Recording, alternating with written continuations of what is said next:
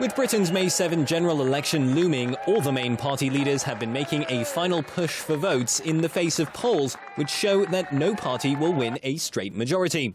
But with a coalition likely, British Prime Minister David Cameron has refused to be drawn on which parties he might form a government with.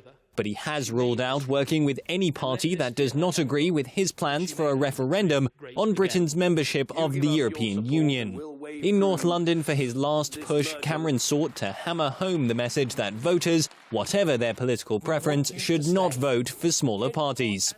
If you vote Liberal Democrat, you don't know what you're going to get.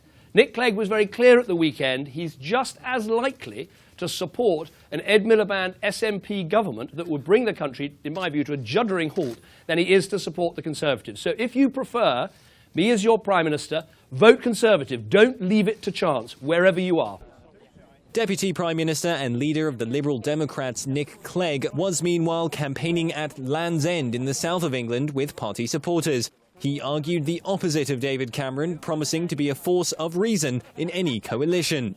We are the servants of the voters who in their millions hopefully will vote on Thursday. But what my great anxiety is, if we lurch off to the right, lurch off to the left, either excessive cuts on the one hand or excessive borrowing on the other, then all the hard work to secure our economic recovery will be put at risk.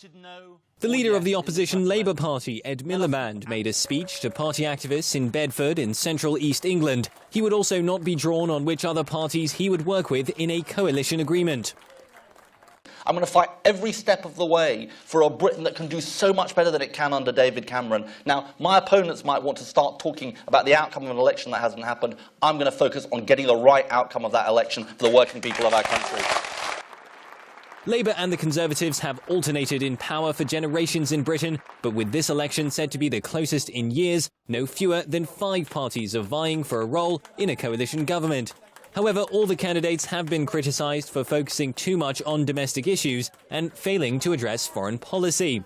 Analysts have suggested that this coincides with a weaker role for Britain in international affairs, with many pointing to the UK's absence from negotiations with Russia earlier this year over the conflict in East Ukraine.